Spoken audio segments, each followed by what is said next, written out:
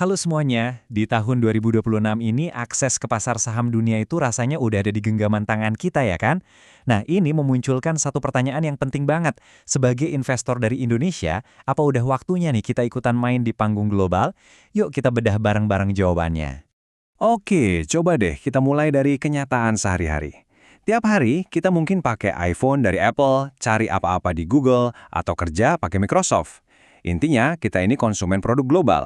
Tapi, giliran kita cek portofolio investasi kita, isinya kemungkinan besar ya saham-saham jagoan lokal kayak BBCA atau BMRI. Aneh nggak sih? Ada jarak gitu antara yang kita pakai sama yang kita miliki. Nah, pertanyaannya jadi gini, apa dengan fokus di pasar dalam negeri aja kita udah memaksimalkan keuntungan? Atau jangan-jangan dengan berani lihat keluar, kita justru bisa nemuin peluang yang lebih gede? Walaupun ya, pasti ada kepikiran soal risiko mata uang lah, ribet ngurusnya lah, bener nggak? Mari kita cari tahu. Sebenarnya, jawaban dari semua keraguan tadi itu intinya ada di dua konsep keuangan yang, kuat banget. Inilah kenapa melirik pasar global itu bisa jadi langkah yang cerdas banget buat portofolio kita. Konsep yang pertama itu diversifikasi geografis. Gampangnya gini deh, jangan taruh semua telur di satu keranjang.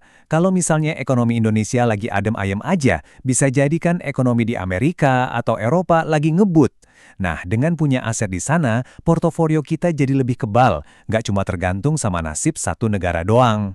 Konsep kedua, ini juga nggak kalah penting, yaitu lindung nilai mata uang atau currency hedge. Jadi gini, pas kita beli saham di Amerika, kan transaksinya pakai dolar AS. Artinya, kita otomatis punya aset dalam mata uang yang kuat. Ini tuh bisa jadi semacam tameng buat kekayaan kita kalau amit-amit nilai rupiah lagi turun. Anggap aja ini asuransi ekstra buat uang kita. Tentu aja, ngomongin konsep doang nggak cukup. Kita butuh bukti nyata kan? Oke, sekarang mari kita lihat angkanya langsung. Kita bakal adu performa indeks saham raksasa Amerika, S&P 500, lawan indeks kebanggaan kita, IHSG, selama 10 tahun terakhir. Coba tebak dulu deh, menurut kamu siapa juaranya dalam 10 tahun ke belakang? Pasar saham Amerika atau pasar saham Indonesia? Jawabannya mungkin bakal bikin kamu kaget. Dan ini dia datanya. Grafik ini nunjukin dengan jelas banget S&P 500 itu pertumbuhannya jauh melampaui IHSG dalam satu dekade terakhir. Tapi, penting banget nih ya, ini bukan berarti pasar lokal kita jelek loh. Sama sekali bukan.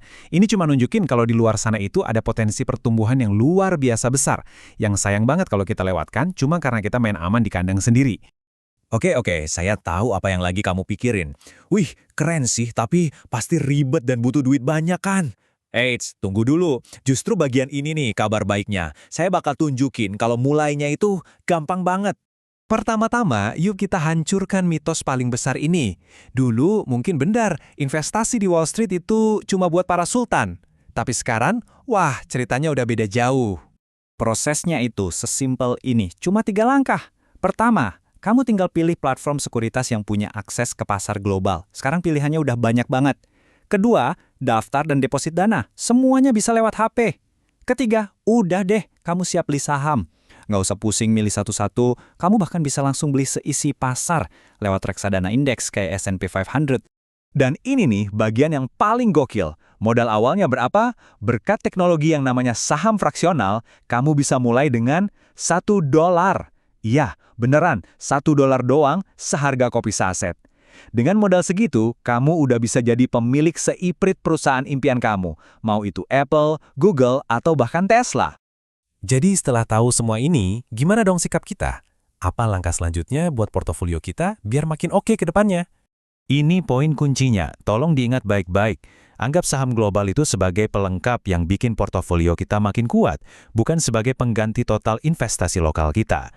Tujuannya itu membangun portofolio yang lebih seimbang, yang bisa panen keuntungan dari dalam negeri sekaligus dari luar negeri. Jadi, yuk kita simpulkan dengan satu mantra yang gampang diingat. Mulai kecil, berpikir global. Kamu nggak perlu langsung pindahin semua uang. Mulai aja dari sedikit, coba dulu, rasain sendiri gimana rasanya punya investasi di panggung dunia.